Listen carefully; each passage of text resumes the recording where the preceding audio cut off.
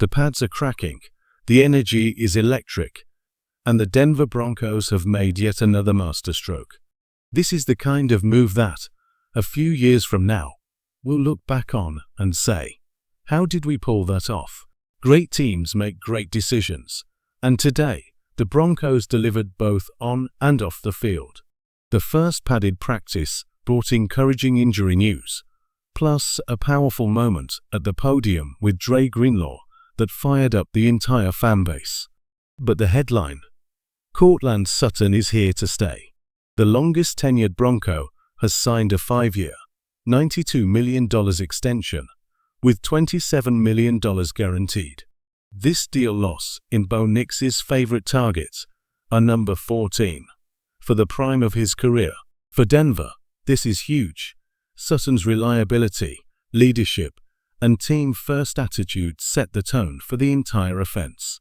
Teammates describe him as a workhorse, a player who shows up for the team before himself. With Nix on his rookie deal for the next 4 years and Sutton locked in, the foundation of the Broncos' passing attack is built for success. This isn't just a contract extension, it's a statement. Denver is committed to winning, and Sutton is ready to lead the charge. This is exactly what you want from your WR1. No drama, no holdout threats. For 2 straight seasons, Courtland Sutton wasn't thrilled with his contract, but he still showed up, worked hard, and led by example. That's the type of player you build a winning team around. Sutton's reputation as Bo Nix's go-to target and one of the league's premier contested catch specialists only adds weight to this deal. And the reaction from the locker room? Pure joy. Jonathan Cooper fired off tweets filled with exclamation points.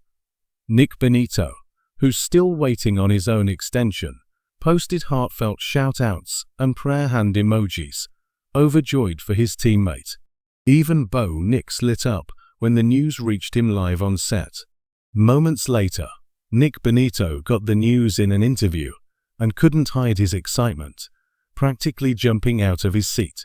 That's the kind of brotherhood this team is built on, celebrating each other's success, even while competing for their own. From a financial perspective, this extension is a win.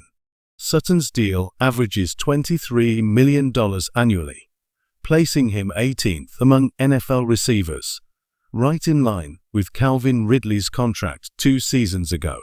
For a proven leader and one of the most respected voices in the locker room, that's value you can't overstate. This isn't just a payday. It's a reflection of the culture Denver is building. Perform on the field, stay loyal to your team, and the Broncos will take care of you. What makes this deal even sweeter is the value. The wide receiver market has exploded, yet Sutton's new contract mirrors the one Calvin Ridley signed at 29. For perspective, the Bengals are paying 2 of their receivers more than Denver is investing in Sutton. Think about it. Would you rather have Sutton locked in at $23 million per year, or pay $30 million for Tyreek Hill or Brandon Ayuk? From a numbers standpoint, this is a masterclass by the Broncos' front office. Sutton ranks 18th in salary among NFL receivers, yet his production tells a different story. 15th in targets, 16th in receiving yards, 13th in touchdowns, and here's the kicker. Bo Nix didn't throw his first touchdown until week 4. Adjust for that, and Sutton's touchdowns per game put him firmly in the top 10 league-wide. 18th in pay, top 15 in production. That's the definition of a steal.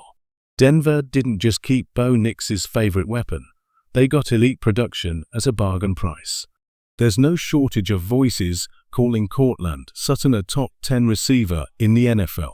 Even All-Pro cornerback Trent McDuffie, who battles Sutton twice a year, named him among the league's elite, right alongside Jamar Chase and Justin Jefferson. That's respect earned the hard way on the field. Advanced metrics back it up too. During his time with Russell Wilson, Sutton led the NFL in contested catch rate, EPA, and touchdowns. Last season, He ranked as one of the league's top 5 jump ball receivers, a true mismatch nightmare for opposing defenses. And here's the kicker.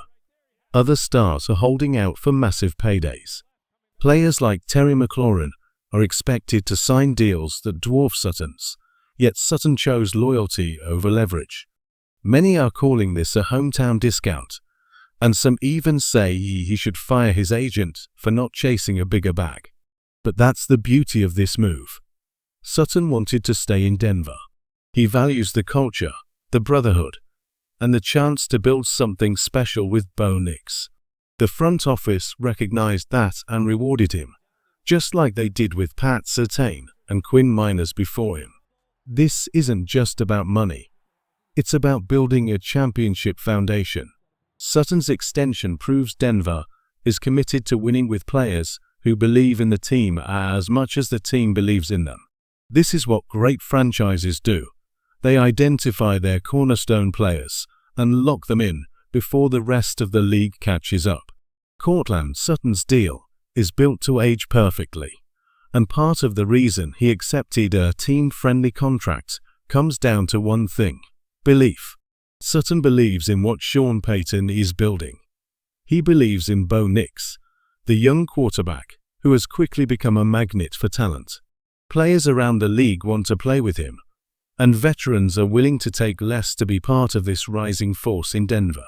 Not long ago, Payton had to pitch the vision of what this team could be. Now, everyone can see what the Broncos are. Free agents are lining up to join a culture that's winning, competitive, and built to last. Linebacker Dre Greenlaw said it himself when he chose Denver over the 49ers, a team fresh off a Super Bowl appearance. Why? Because pairing up with Bo Nix and Courtland Sutton gave him the best shot to chase greatness. Bo Nix isn't just the quarterback of the future. He's the kind of player who changes the conversation around an entire franchise. With his arm talent, leadership, and ability to make every throw, he's become a beacon for top-tier talent across the NFL. Sean Payton wasn't bluffing.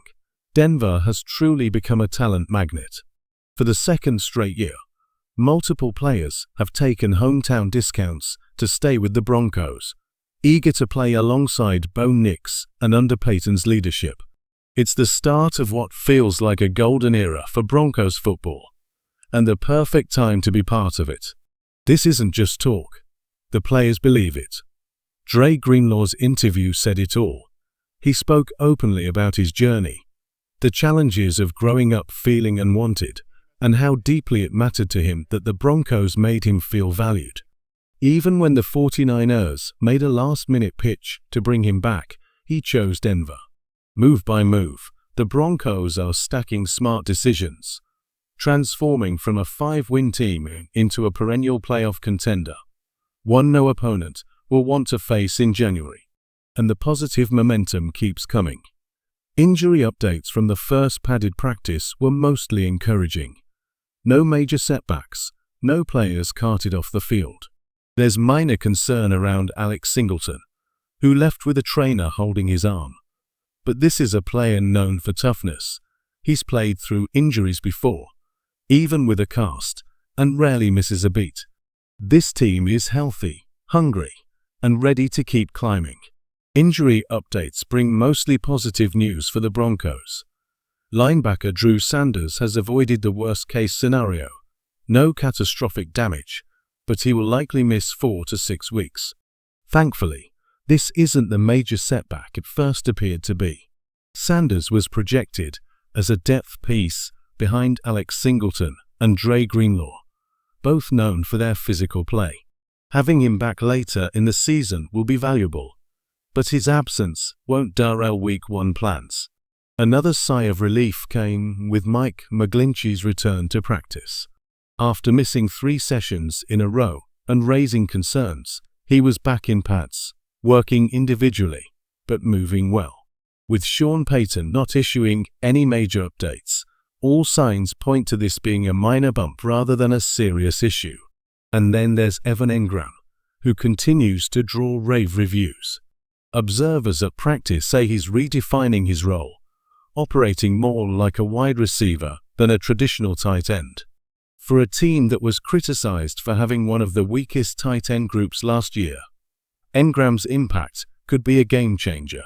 With Courtland Sutton locked in, key players getting healthy, and an offense loaded with new weapons, the Broncos are building momentum.